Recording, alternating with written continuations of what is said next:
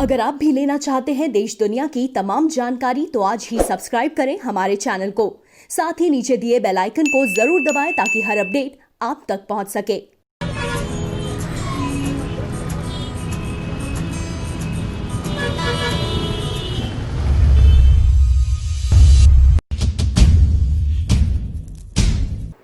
नमस्कार, प्रवासाक्षी news network के खास कार्यक्रम जयपुर समीक्षा में आप सभी का स्वागत है। इस सप्ताह के राजनीतिक सामाजिक मुद्दों की बात करें तो राम, राफेल और राजस्थान ये प्रमुख मुद्दे बने रहे। इसके अलावा फिल्म अभिनेता सुशांत सिंह राजपूत की मृत्यु का मामला लगातार सुर्खियों में है, क्योंकि इसमें रोजाना नए एंगल सामने आते देखकर सीबीआई जांच की मांग अब जोर पकड़ती जा रही है। और इसको लेकर खासतौर पर कई पार्टी प्रमुख, चाहे आप मायावती को ले लीजिए, चिराग पासवान को ले लीजिए, अब तो रामविलास पासवान भी कह रहे हैं और अपने राजनीतिक हित भी साध रहे हैं कि बिहार सरकार पर भी निशाना इसी बहाने हो जा रहा है कि क्यों नहीं आप सीबीआई जांच के आदेश दे देते हैं। महाराष्ट्र सरकार को कई सारे सांसद पत्र लिख चुके हैं, जिनमें बीजेपी के सांसद ज़्यादा हैं कि आप सीबीआई जांच जल्द से जल्द कराएं। अब मामला सिर्फ मुंबई पुलिस या बिहार पुलिस का नहीं रह गया है, राजनेताओं के इसमें अब कूद जाने से मामला पूरा राजनीतिक होता जा रहा है। आरोप प्रत्यारोप का दौर चल रहा है। देखना होगा कि अदालत में अब मामला है तो अदालत आगे क्या निर्णय लेती है। और कांग्रेस को लेकर ये सप्ताह थोड़ा सा चौंकाने वाला रहा। अब आप देखिए कि सोनिया गांधी ने राज्यसभा के सभी सांसद जो कांग्रेस के हैं, लगभग 40 सांसद हैं राज्यसभा में कांग्रेस के, उन सबकी एक वर्चुअल बैठक बुलाई थी। इसमें दो जो जनरेशन है उनका जो गैप साफ नजर आया। जो वयोवृद्ध नेता हैं वो युवाओं पर निशाना साध रहे थे, युवा जो हैं वो वयोवृद्ध पर निशाना साध रहे थे कि आपने सत्ता में रहते हुए कुछ नहीं किया है, कार्यकर्ताओं की अनदेखी हुई है। जो वयोवृद्ध नेता हैं वो युवाओं पर निशाना साध रहे हैं कि भैया आप लोग धैर्य नहीं रखते, संयम नहीं रखते, संगठन के कार्य को आप लोग कर नहीं रहे हैं, संगठन को मजबूत नहीं बना रहे हैं। तो ये जो दोनों कह सकते हैं कि जो एक जनरेशन गैप है वो एक हाई जो है ये लगातार बढ़ती दिख रही है कांग्रेस में। और हमने देखा था कि किस तरीके से राजस्थान के मुख्यमंत्री अशोक गहलोत ने युवा सचिन पायलट को निकम्मा और नाकारा बता दिया था। तो क्या कांग्रेस के जो वयोवृद्ध नेता हैं वो सभी युवाओं को निकम्मा और नाकारा समझते हैं? ये एक बड़ी बात इस बैठक में, हालांकि इसका कोई चीज़ें जारी नहीं की गई थी कि इस बैठक में क्या हुआ, किसने क्या कहा, किसने क्या नहीं कहा, लेकिन मीडिया के हवाले से ये सब चीज़ें सामने आई हैं। इसके अलावा अगर हम देखें बीजेपी में, तो बीजेपी लगातार कांग्रेस पर धावा बोल रही है कि आपने राफेल के बारे में जो भी दुष्प्रचार किया था जनता ने देख लिया है, आप नहीं कर पाए, हमने करके दिखाया, हमने वायुसेना की शक्ति बढ़ाने का काम किया है। और लेकिन अब राहुल गांधी को देखिए, राहुल गांधी ने जिस दिन राफेल आया उस दिन भी उन्होंने एक ट्वीट करके जो इसकी प्राइसिंग है उसको लेकर सवाल उठाए। तो जब ये सब चीज़ें अदालतों से क्लीन चिट पा चुकी हैं, जनता की अदालत से क्लीन चिट पा चुकी हैं, तो ये सब मुद्दों को छोड़कर यदि हम सिर्फ वायुसेना को बधाई शुभकामना ही देते तो ज़्यादा अच्छा रहता। इसके अलावा आप देखिए कि जम्मू कश्मीर को लेकर भी सरकार ने अपने कई सारी चीज़ें क्लियर की हैं। एक तो वहाँ पर जिस तरह से डेवलपमेंट बढ़ा है 370 हटने के बाद से, तो वहाँ पर एक नई सुबह देखने को मिल रही है। हालांकि कुछ लोग इस बात को स्वीकार करने को राजी नहीं है, लेकिन उन्होंने अपनी आंखें जैसे 370 के समय बंद कर रखी थी, लोगों के जो हितों की अनदेखी हो रही थी उसको देखते हुए अब लोगों को जो लाभ मिल रहा है तो उससे वो अपनी आंखें मूंदे हुए हैं। तो उनका कुछ नहीं किया जा सकता है, वो शायद अपनी आंखें मूंदे ही रहेंगे। और लेकिन जब अपने हित की बात आती है तो वो जरूर सरकार के साथ खड़े नजर आते हैं, ऐसा कई बार देखने को मिला है। इसके अलावा अगर हम बात करें अन्य जो इस सप्ताह की घटना रही तो उसका विश्लेषण करते हैं आइए इस कार्यक्रम में। और सबसे पहले बात करते हैं राम की बात इसलिए क्योंकि 492 वर्ष का इंतजार अपने आप में बड़ा इंतजार है, शायद ही किसी ने किया हो। जी हाँ, हिंदुओं को एक इंतजार था कि कब राम मंदिर अयोध्या में बनकर खड़ा होगा। कई पीढ़ियां गुजर गई, 24-25 पीढ़ियां गुजर गई, संघर्ष करते करते एक सपना मन में संजोए, लेकिन अब वो सपना पूरा होने जा रहा है। और सपना उच्चतम न्यायालय ने, जब आप देखिए संविधान पीठ ने सुनवाई की पूरे मामले की और सबको अवसर दिया गया, वर्षों सुनवाई चली। और आप देखिए कि जब वहाँ से ये जब चीज़ निकल कर आई कि वहाँ मंदिर ही था, ये बात साबित हो गई कि मंदिर को तोड़कर मस्जिद बनाई गई थी। और जब मूल चीज़ मंदिर थी तो मंदिर ही दोबारा बनाने के वहाँ पर आदेश दे दिए गए और अदालत के आदेश का सब लोगों ने स्वागत किया। बाद में कुछ लोगों ने किनके कहने पर सवाल उठाने शुरू किए अदालत के आदेश पर, ये सबके सामने है। अब वहाँ पर 5 अगस्त को भूमि पूजन होने जा रहा है, प्रधानमंत्री नरेंद्र मोदी जा रहे हैं, लेकिन कुछ लोगों को ये बात पच नहीं रही है। बहुत सारे लोग सवाल उठा रहे थे, लेकिन असदुद्दीन ओवैसी ने कुछ नया कह दिया। विवादित बयान देने की उनको आदत है। पहले आपको दिखाते हैं कि उन्होंने क्या कहा, उसके बाद आगे की बात करेंगे। आउटलुक मैगज़ीन को एक इंटरव्यू में ये कहा कि बेहतर ये है कि प्रधानमंत्री वज़ीर आज़म नरेंद्र मोदी उस फंक्शन में वो शिरकत ना करें, इसलिए कि वो फंक्शन जो होने जा रहा है उसमें अगर वो बहैसियत प्राइम मिनिस्टर प्रधानमंत्री शिरकत करेंगे तो देश को एक मैसेज ये जाएगा कि प्रधानमंत्री एक फेथ के मानने वालों को सपोर्ट कर रहे हैं। अगर वो ये कह देते हैं कि मैं जा रहा हूँ अपनी इंडिविजुअल कैपेसिटी में, तो उनको कोई उस पर क्वेश्चन नहीं करेगा। यकीनन हर प्रधानमंत्री को अगर वो किसी मज़हब को मानता है तो उसको उस पर मज़हब पे चलने का पूरा इख्तियार है, मगर प्रधानमंत्री एक कॉन्स्टिट्यूशनल हेड भी हैं। प्रधानमंत्री एक संविधान से जुड़े हुए हैं और वो संविधान का सेकुलरिज्म से, बेसिक स्ट्रक्चर से उसका ताल्लुक़ है। और अगर प्रधानमंत्री वहाँ पर जाएंगे बहैसियत प्रधानमंत्री, तो यकीनन ये एक मैसेज जाएगा कि प्रधानमंत्री एक बिलीफ को और एक फेथ को प्रमोट कर रहे हैं। इसीलिए मैंने कहा कि प्रधानमंत्री को जाना है, इंडिविजुअल कैपेसिटी में जाए, उसका लाइव टेलीकास्ट ना कराएं, उस पर कोई रोक टोक नहीं है। प्रधानमंत्री यकीनन हम जानते हैं कि उनका रिलीजन क्या है, कोई ऐसा नहीं कि नहीं जानता, मगर अब बहैसियत प्रधानमंत्री आप जाएंगे वहाँ पर, उससे ये गलत मैसेज जाएगा। इसमें दिक्कत क्या है सर, इसमें परेशानी क्या है? नहीं, कोई परेशानी ये है कि प्रधानमंत्री हैं वो, और देश का कोई रिलीजन नहीं है। क्या भारत का कोई रिलीजन है? क्या गवर्नमेंट ऑफ इंडिया का कोई रिलीजन है? कोई रिलीजन नहीं है। भारत का रिलीजन कोई नहीं है। भारत का रिलीजन क्या है कि भारत उन तमाम रिलीजन्स को मानता है, भारत उन लोगों को ही मानता है जिनका कोई रिलीजन नहीं है, और प्रधानमंत्री उनकी गवर्नमेंट का भी यही होना चाहिए। यकीनन वो अपने मज़हब पर रहें, कोई रोक नहीं सकता, मगर क्या गवर्नमेंट ऑफ इंडिया कोई मज़हब है? बता दीजिए हमको, क्या गवर्नमेंट ऑफ इंडिया का कोई मज़हब है? बता दीजिए। गवर्नमेंट ऑफ इंडिया आपकी परेशानी, आपकी तकलीफ से प्रधानमंत्री के जाने से है? प्रधानमंत्री इस देश के मुसलमानों के प्रधानमंत्री हैं, हिंदुओं के भी हैं, दलितों के भी हैं, बैकवर्ड क्लास के भी हैं, सिखों के भी हैं, ईसाइयों के भी हैं, आदिवासियों के भी हैं, और उनके भी प्रधानमंत्री हैं जो किसी खुदा को नहीं मानते। अब ओवैसी कह रहे हैं कि प्रधानमंत्री के पद पर बैठा व्यक्ति कैसे जाके भूमि पूजन कर सकता है।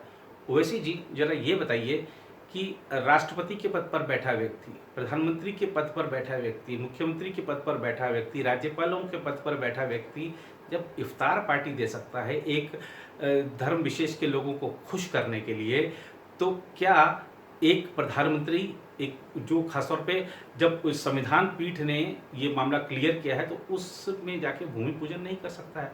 और ये राम क्या सिर्फ एक धर्म के हैं? ये पूरे देश के हैं, पूरे विश्व के हैं। आप देखिए कि जो राम हैं वो कण कण में हैं। क्या कण कण में जो चीज़ हो वो किसी एक धर्म का, एक जाति का, एक पंथ का, एक संप्रदाय का हो सकता है? नहीं। राम इस देश की आत्मा है और इस विश्व के भी प्रणेता हैं। आप देखिए कि कितनी खुशी का अवसर है, पूरे देश में दिवाली जैसा जश्न है, और सिर्फ शायद आप जैसे एकाध चुनिंदा लोग होंगे आपके संप्रदाय से जो इसका विरोध कर रहे हैं, वरना अयोध्या में जो दीपोत्सव होने जा रहा है, जो वहाँ पर मंगलोत्सव चल रहा है, जो वहाँ पर हर्षोल्लास का माहौल है, उसमें मुस्लिम भी पूरी तरीके से भागीदारी कर रहे हैं, बढ़ चढ़कर योगदान दे रहे हैं। आप हैदराबाद में बैठकर अयोध्या के मुस्लिमों की चिंता ना करें। अयोध्या के मुस्लिम बिल्कुल उनके मन के अंदर भी राम बसे हुए हैं, और आप देखिए कि चाहे हम देखते हैं कि किस तरीके से दिखाया जाता है कि जो श्री राम जन्मभूमि परिसर है, वहाँ पर तमाम तरह के, चाहे निर्माण कार्यों से संबंधित हो, चाहे अन्य साज सज्जा से संबंधित हो, हर प्रकार के कामों में मुस्लिमों की भागीदारी है। और ये जो भागीदारी है, ये सहर्ष है, इसमें कहीं किसी पर दबाव नहीं बनाया गया है। वो राम को अपना मानते हैं। आप लेकिन उन मुस्लिमों को शायद अपना नहीं मान रहे हैं या उन मुस्लिमों की भावनाओं का कदर नहीं कर रहे हैं, इसकी आपको चिंता करनी चाहिए। और जहाँ तक बात है कि प्रधानमंत्री ने संविधान की शपथ ली है, तो प्रधानमंत्री किसी भी गैर संवैधानिक कार्य को करने नहीं जा रहे हैं। साधु संतों ने, महात्माओं ने एक आग्रह किया था और सुप्रीम कोर्ट के आदेश पर जो ट्रस्ट बना है, उस ट्रस्ट ने आग्रह किया था प्रधानमंत्री को कि आप आएं और भूमि पूजन करें। प्रधानमंत्री उन सबके आग्रह पर और वहाँ पर जा रहे हैं और उनका भी एक अपना संकल्प होगा मन में कि जब 1991 में गए थे वहाँ पर जो रामलला का जन्मोत्सव कार्यक्रम था, तो इस तरीके की भी खबरें हैं कि उन्होंने कहा था मैं अगली बार तब आऊँगा जब राम मंदिर बनने का संकल्प पूरा होगा। और हमें ये बात पता होनी चाहिए कि राम जन्मभूमि के लिए जो आंदोलन चला उसमें नरेंद्र मोदी की भी एक अहम भूमिका थी जब लाल कृष्ण आडवाणी की रथ यात्रा निकली थी। तो ऐसे कई सारे मुद्दे हैं। देखिए, आप किसी व्यक्ति को रोक नहीं सकते हैं और एक हिंदू होते हुए भी, और खासतौर पर आप देखिए कि प्रधानमंत्री नरेंद्र मोदी किस तरीके से अध्यात्म के साथ जुड़े हुए हैं, उसमें रुचि रखते हैं, नियमों का पालन करते हैं, तो वो जा रहे हैं तो इसमें कहीं कोई आपत्ति नहीं होनी चाहिए। ना वो किसी को रोकते हैं, वो खुद भी जा रहे हैं, तो लोगों को चाहिए कि उसमें कोई विघ्न बाधा ना पैदा करें। और ओवैसी जी, अगर आपने इसका स्वागत किया होता और कि प्रधानमंत्री वहाँ जा रहे हैं, जाना चाहिए, मंदिर बनना चाहिए, भव्य मंदिर बनना चाहिए, तो एक आपका बड़ा कद होता, लेकिन आप अवसर चूक गए।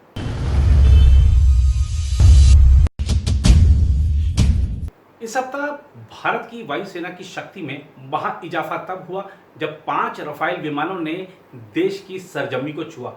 अपने आप में एक अद्भुत अवसर था। अब देखिए कि रफाल विमान को लाना सिर्फ पैसे देकर खरीदने का मामला नहीं था, इसके लिए भारत की सरकार को कितने आक्षेप झेलने पड़े। अब देखिए कि लोकसभा चुनाव जो 2019 में हुए थे, उस समय नरेंद्र मोदी सरकार पर कितने आक्षेप लगाए गए। राफेल को ही एक बड़ा प्रमुख चुनावी मुद्दा बना लिया गया था और चौकीदार चोर है का नारा दे दिया गया था। और इस चौकीदार पर आप देखिए कि क्या क्या आरोप नहीं लगाए गए।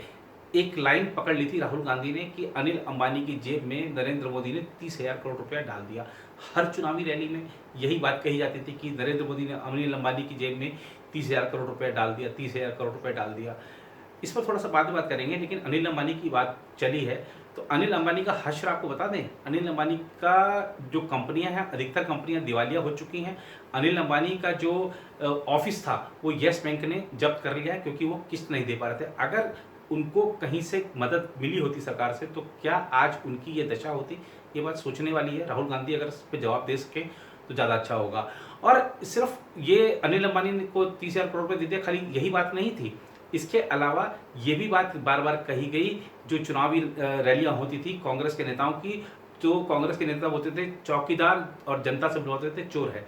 तो चौकीदार चोर है नहीं, चौकीदार बिल्कुल पहरेदारी कर रहा था और अच्छे तरह से पहरेदारी कर रहा था। अब देखिए, जब सुप्रीम कोर्ट में मामला गया, सुप्रीम कोर्ट में सीलबंद लिफाफे में सरकार ने सब कुछ सामने रख दिया था। सुप्रीम कोर्ट ने क्या कहा, जो अनिल अंबानी का मुद्दा उठाया गया था, सुप्रीम कोर्ट ने ये कहा कि ये जो हमने जो चीज़ हम देख पा रहे हैं, जो हमको जानकारी मिली है, उसमें कहीं से भी ये बात नहीं कही गई है कि भारत सरकार ने किसी कंपनी को आपकी पैरवी करी है या किसी उद्योगपति की पैरवी करी है कि आप इनको ये टेंडर दे दीजिए, ये काम दे दीजिए। अब दसॉल्ट एविएशन पर तो भारत सरकार का नियंत्रण है नहीं। दसॉल्ट एविएशन किसको अपने साथ अनुबंध करती है, किसको थोड़ा बहुत काम देती है, किसको नहीं देती है, ये दसॉल्ट एविएशन का काम है। इसमें सरकार की कोई भूमिका नहीं है। और आप देखिए कि हमको कुछ चीज़ें इसमें समझनी होंगी राफेल में। अब देखिए कि भारतीय वायुसेना को कितने वर्षों बाद ये जो लड़ाकू विमान मिला है। अब देखिए कि हम अगर हमारे पास करगिल की लड़ाई में ये विमान होता, राफेल विमान लड़ाकू विमान होता, तो हमारे 500 से ज़्यादा जवान शहीद नहीं होते। इतना ये जो संघर्ष इतना लंबा चलता नहीं, 6-7 मिनट 10 मिनट का काम था पाकिस्तान को ख़त्म कर देने का, पाकिस्तान की सेना को वहाँ से हटा देने का, तो ये काम बहुत जल्दी हो जाता।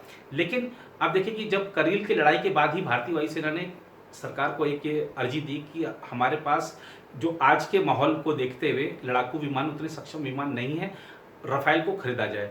2004 से मामला चल रहा है। अटल जी की सरकार चली गई, मनमोहन जी की सरकार के पास ये फाइल आई। फाइल पे सिर्फ बातचीत ही होती रही कि नेगोशिएशंस होते रहे, और वो भी क्या था, सारी चीज़ें जैसा कि मीडिया रिपोर्टों में आता है, बात दलाली पर आकर रुक जाती थी कि भैया आप नहीं दे सकते तो ठीक है, हमको ये डील ही नहीं करनी है। आप देखिए कि इस तरीके की भी रिपोर्टें हैं कि अब जो विमान आए हैं ये पूर्णतया मिसाइलों से, हथियारों से लैस हैं। भारत की जो परिस्थितियां हैं, भारत के आसपास की जो परिस्थितियां हैं उसका मुकाबला करने के लिए भारत को जो चीज़ें चाहिए इन विमानों में, उन सब चीज़ों से लैस हैं। और कांग्रेस सरकार क्या खरीदने जा रही थी? सिर्फ जो विमान है वो खरीदने जाती, बॉडी खरीदने जाती, खाली उड़ सकते थे वो, उसके अंदर वो साजो सामान नहीं थे। तो लेकिन अब जो आए हैं पहले से कम कीमत में पूर्ण साजो सामान के साथ आए हैं, यानी कि बहुत अच्छी डीलिंग हुई है, बहुत अच्छी सौदेबाजी हुई है, तब जाकर ये सौदा पूरा हुआ है। और आप देखिए कि ये जो सौदा है इसको लेकर तो हमारे जो यूपीए शासन के दौरान रक्षा मंत्री थे AK एंटोनी, उन्होंने तो यहाँ तक कह दिया था जब राफेल के बारे में उनसे पूछा गया था कि हमारे पास अभी पैसा नहीं है, हम इसको नहीं ला सकते। अब उनके पास पैसा नहीं था, लेकिन नरेंद्र मोदी सरकार बनते ही जब ये फाइल उनके पास आई, उन्होंने इस मुद्दे को आगे बढ़ाया, खुद बातचीत करी फ्रांस की सरकार से, सरकार के साथ समझौता हुआ। और राफेल विमान की आप देखिए कि ये समझौता हुआ था, उसके बाद आप देखिए कि कितनी जल्दी हमारे को 5 मिल गए हैं, 5 और वहाँ पर रेडी हैं, उनमें ट्रेनिंग चल रही है, 36 विमानों का कुल सौदा हुआ है और मिसाइलें सब चीज़ों से लैस है। कितनी बड़ी बात है।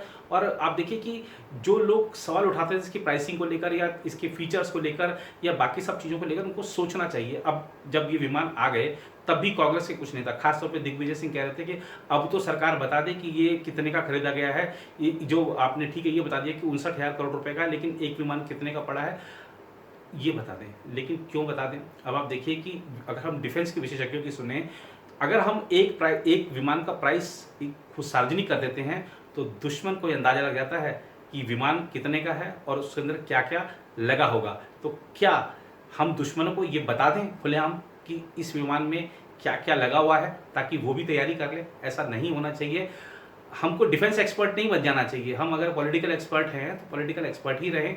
जो डिफेंस के काम हैं, डिफेंस में किसको क्या चीज़ घोषित करनी है, किसको क्या नहीं करनी है, ये उनको करने दें। और आपको याद होना चाहिए भारतीय वायुसेना के अधिकारियों को सुप्रीम कोर्ट ने बुला लिया था और उनसे पूछा था राफेल के बारे में, क्या इसका खरीदा जाना सही है, ये जो खरीदा जा रहा है, पूरा का पूरा उनसे जो प्रश्न पूछे गए थे उसके उत्तर लिए थे। उसके बाद सुप्रीम कोर्ट ने इस मामले में आगे क्लीन चिट दी थी। तो सब कुछ जो कुछ सुप्रीम कोर्ट से, देश की सर्वोच्च अदालत से क्लियर हो चुका है, उस पर सवाल उठाना गलत है।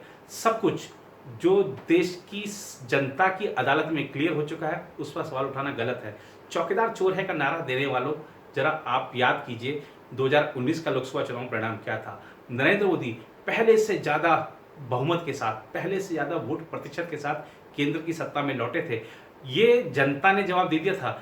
जनता देखिए आपकी राष्ट्रीय सुरक्षा के मोर्चे पर, आज आप कोई भी सर्वेक्षण करा लीजिए, जनता राष्ट्रीय सुरक्षा के मोर्चे पर नरेंद्र मोदी में विश्वास करती है, नरेंद्र मोदी सरकार में विश्वास करती है। उसको पता है सेना को जरा सा भी, सेना का मनोबल ये हिलने नहीं देंगे, सेना का मनोबल बढ़ाने के लिए कुछ भी करेंगे।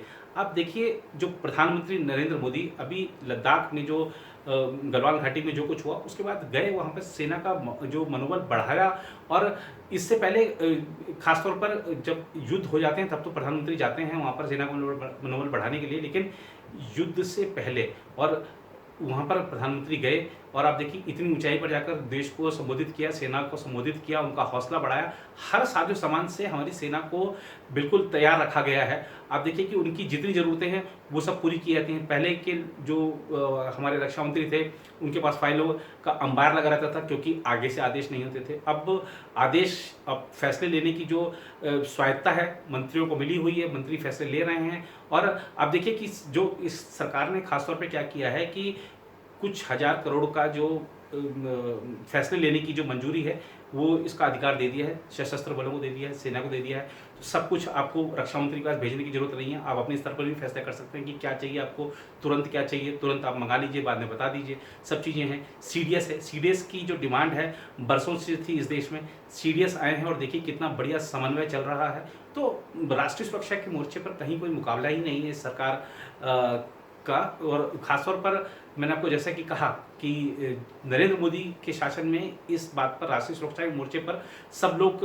महत्व देते हैं इनकी बात को। और खासतौर पर 2019 के लोकसभा चुनाव में पूरे देश में चीज़ देखी थी कि राष्ट्रीय सुरक्षा के मोर्चे पर लोगों ने कहा था कि बाकी सब चीज़ें ठीक है, महंगाई जो कुछ है, बेरोजगारी वगैरह सब चलेगा, लेकिन राष्ट्रीय सुरक्षा के मोर्चे पर हम मोदी सरकार के साथ खड़े हैं और उसका परिणाम चुनाव परिणामों में दिखा था। इसके अलावा भी अगर हम बात करें, अब राफेल आ गया है तो आप देख लीजिए जरा हमारे पड़ोस में क्या हाल है, रोना पीटना मचा हुआ है। इमरान खान और उनके जो नेता हैं वो दुनिया से कह रहे हैं कि भारत को रोकिए, भारत दक्षिण एशिया में हथियारों की होड़ बढ़ा रहा है। तो घबराहट सिर्फ इस्लामाबाद में नहीं है, घबराहट पेचिंग में भी है, पेचिंग में ज़्यादा घबराहट है, क्योंकि हमने जो 5 हमारे आ गए हैं राफेल विमान, उसको तो हमने अम्बाला में तैनात कर दिया। अब जो अगली किस्त आनी है उसको पश्चिम बंगाल में करेंगे, जहाँ से 9 मिनट की दूरी पर है चाइना, और दोनों ही निशाने पर रहेंगे। जिसने भी कुछ भी जरा सी भी सुबुगाहट की, आपने कुछ छेड़खानी करने की कोशिश की तो उसका जवाब देंगे। सरकार बार बार ये कह चुकी है, कहती भी है कि हम किसी को छेड़ते नहीं हैं, कोई छेड़ता है तो छोड़ते नहीं। गलवान घाटी में दिखा चुके हैं, बालाकोट में दिखा चुके हैं, उरी का जवाब दे चुके हैं। आगे भी कुछ होगा तो भी दिया जाएगा। फिलहाल हमको राफेल आगे हमारे लिए सबके लिए खुशी की बात है और गर्व की बात है कि हमारे पास राफेल है। हमारी वायुसेना इतनी शक्तिशाली है, और सिर्फ विमान से ही नहीं शक्तिशाली है, हमारे जो उनका जो मनोबल है, हमारे वायु सैनिकों का, हमारे सैनिकों का, हमारे नौसैनिकों का, वो उतना मनोबल शायद ही दुनिया की किसी सेना में हो।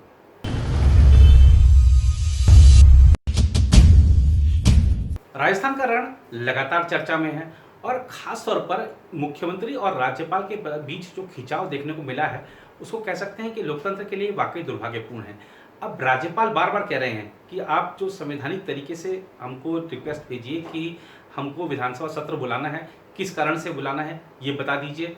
लेकिन जो मुख्यमंत्री हैं, जो सरकार हैं, वो बार बार बस आप पहले तारीख नहीं बता रहे थे कि कब सत्र बुलाना है, राज्यपाल ने ये बात कही है। बाद में जब नियम कानून से बताया गया और ख़ास तौर पर उस रिक्वायरमेंट को पूरा कर दिया गया, क्योंकि एक अनिवार्यता रहती है कि आप इतने दिन पहले इतने दिन का नोटिस देकर सत्र बुला सकते हैं, ताकि सभी विधायक राजधानी में पहुंच सकें, जो भी उस राज्य की राजधानी होती है। तो अब जब उस अनिवार्यता को पूरा कर दिया गया तो सरकार ने, राज्यपाल ने बुला लिया सत्र। राज्यपाल को जो भी कैबिनेट सिफारिश करती है उसको मानना ही है। राज्यपाल कहीं भी अपने संवैधानिक अधिकारों से आगे जाने की बात ही नहीं कर रहे थे, ना जा रहे थे। लेकिन आपने एक बस एजेंडा बना लिया कि हमें बस जो राज्यपाल हैं उनकी छवि को एक तरह से प्रभावित करना है, राज्यपाल के खिलाफ आरोप लगाना है, समय थोड़ा जाया करना है ताकि हमें समय मिल जाए, क्योंकि मामला अदालतों में भी है। तो ये सब चीज़ें चल रही थी। अब आपने राजभवन के अंदर धरना दे दिया, राजभवन, और फिर तुलना कर दी कि जो बीजेपी के शासन में उत्तर प्रदेश में ऐसा हुआ था, लेकिन वो जो था बीजेपी विधायकों ने जो प्रदर्शन किया था वो राजभवन के बाहर था, और जब मायावती पर हमला हुआ था, गेस्ट हाउस कांड हुआ था, उस समय की बात है ये। तो आप राजभवन के अंदर धरना देना और राजभवन के बाहर धरना देना दोनों अलग अलग चीज़ें हैं। अब आपने एक कैंपेन चला दिया पूरे देश भर में कि जो राज्यपाल हैं वो अपनी पद का दुरुपयोग कर रहे हैं, दिल्ली के दबाव में काम कर रहे हैं। पूरे देश भर में जो कांग्रेस के इकाइयाँ हैं, प्रदेश इकाइयाँ, उन्होंने राजभवनों के सब बाहर जाकर धरना दिया, प्रदर्शन किया। उससे कुछ नहीं होने वाला। देखिए, जो जनता है वो सब जानती है। अब आपके विधायक जयपुर के 5 स्टार होटल में बैठे बैठे बोर हो गए, तो उन्होंने कहा कि हमें कहीं और ले चलिए, हमारा मन नहीं लग रहा है। आपने उनको जैसलमेर के होटल में ले जाकर ठहरा दिया, सबको चार्टेड फ्लाइट से ले गए। अब विधायकों की ऐश करा रखी है आपने, 5 सितारा सुविधाओं का उपभोग कर रहे हैं। लेकिन क्या इन विधायकों ने ये चिंता करने की कोशिश की कि उनके विधानसभा क्षेत्र में लोग जो कोविड-19 से परेशान हैं, जो अस्पतालों में सुविधाएं नहीं मिल रही हैं, जो प्रशासन की तरफ से उनको जो सुविधाएं मिलनी चाहिए थी उनमें देरी हो रही है, क्या हम उनको पूरा करा पाए हैं? इस बात की चिंता करनी चाहिए। हमें अपनी चिंता तो है कि हम इस होटल में रहते रहते 15 दिन से बोर हो गए, तो हमें किसी और होटल में लेकर चला जाए। तो ये सत्ता बचाने का जो खेल है और बोरियत हो जाने का जो बहाना है, जनता को बोरियत हो गई तो क्या होगा? जनता आपसे बोर हो गई तो आप जानते हैं कि आपको बाहर बैठा देगी विधानसभा से, वो किसी और को ले आएगी जो उसके हित की बात रखता हो, जो उसकी चिंता करता हो। और ये एक ऐसा समय था, खासतौर पर महामारी के कारण। आप देखिए कि शायद ही किसी प्रदेश में इस तरीके से जो निर्वाचित प्रतिनिधि हैं अपने क्षेत्र की जनता से दूर रहे हों, जैसा कि राजस्थान में देखने को मिल रहा है। राजनीतिक कारण ठीक है, समझ आते हैं कि अपनी सरकार बचाने का जो दायित्व है, अपनी सरकार बचाने का जो काम है, वो हर मुख्यमंत्री करेगा, हर नेता करेगा। लेकिन अपनी सरकार बचाने की हम जिद में या अपनी सरकार बचाने की ही चिंता में जनता की चिंता ना करें, ऐसा कैसे चल सकता है? राज्यपाल ने भी देखिए चिंता जताई थी कि जिस तरीके से कोविड के केसेस बढ़ रहे हैं राजस्थान में और मृत्यु की दर भी बढ़ रही है, उसको देखते हुए पर्याप्त चीज़ें वहाँ पे करनी चाहिए। लेकिन राजस्थान सरकार की चिंता है कि हमें अपनी सरकार बनाए। और देखिए, ये सिर्फ बात बीजेपी की नहीं है। आप ठीक है, आपने आरोप लगा दिया बीजेपी पर, लेकिन क्या आपने ये जरा एक बार भी अंदर झांकने की कोशिश की कि ये जो लड़ाई है ये बीजेपी कांग्रेस की नहीं, ये कांग्रेस के वयोवृद्ध नेता और कांग्रेस के युवा नेता के बीच में है।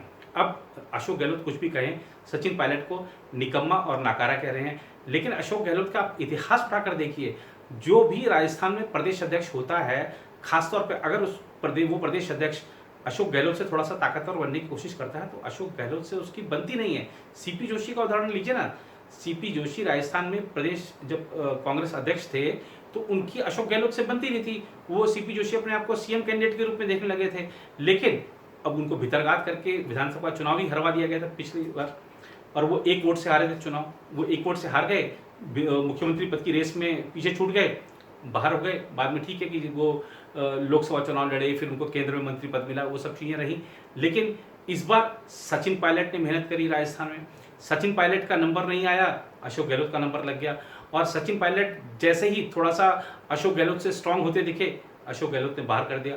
सीपी जोशी का भी यही हशर था, वो मान गए ठीक है कि अशोक गहलोत ही नेता को राजस्थान में रहने दीजिए, मुझे केंद्र की राजनीति ही सही है। अब आप देखिए ना, वहाँ पर जब पिछला विधानसभा चुनाव हुआ राजस्थान का, सीपी जोशी भी चुनाव जीते, लेकिन उन्होंने अशोक गहलोत के नेतृत्व वाले मंत्रिमंडल में काम करने से बेहतर समझा कि मैं विधानसभा अध्यक्ष बनकर एक गरिमामय जो पद है वो मिल गया है, उसके हिसाब से वो वहाँ पे चल रहे हैं।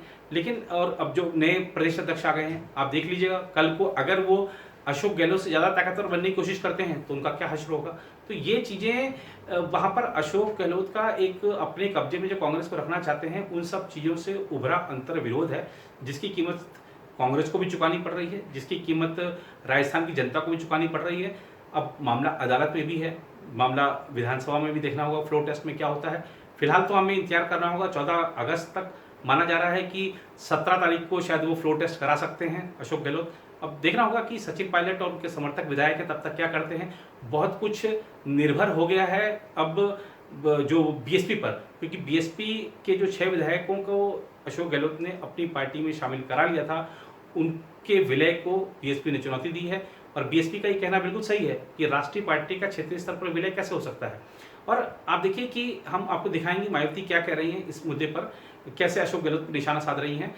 और कांग्रेस ये जो हॉर्स ट्रेडिंग शब्द कर रही है, आप देखिए कि कांग्रेस के ही सहयोगी पार्टी है जेडीएस, उसके नेता हैं एचडी कुमारस्वामी। वो क्या कह रहे हैं, उनका ये कहना है कि हॉर्स ट्रेडिंग शब्द जो है वो कांग्रेस की ही देन है। तो कांग्रेस को सब जानते हैं, सब मानते हैं कि ये इस मामले में उस्ताद हैं। अब आप आरोप किसी पर भी लगाइए, लेकिन जनता सब जानती है, पब्लिक जो है सब जानती है और सही समय पर सही निर्णय दे देती है। इस कार्यक्रम की जो हम समापन है वो करते हैं मायावती के जो बयान था उसके साथ, और आप के साथ मुलाकात होगी अगली बार इन्हीं सब कुछ विषयों को लेकर, जो उस सप्ताह के सामयिक मुद्दे होंगे उनको लेकर आपके साथ चर्चा करेंगे। जो भी हमारे पास सवाल आते हैं उन सवालों के आधार पर हम अपने कार्यक्रम के मुद्दे तय करते हैं और उसका विश्लेषण करते हैं। उम्मीद है ये कार्यक्रम आपको पसंद आएगा।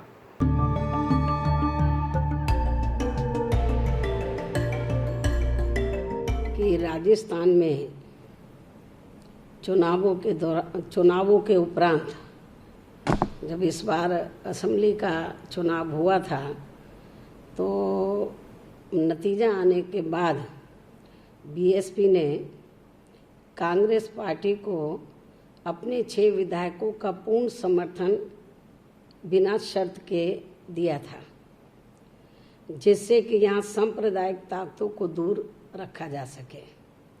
लेकिन दुख की बात यह है कि श्री गहलोत ने अपने मुख्यमंत्री बनने के बाद अपनी बदनीयती से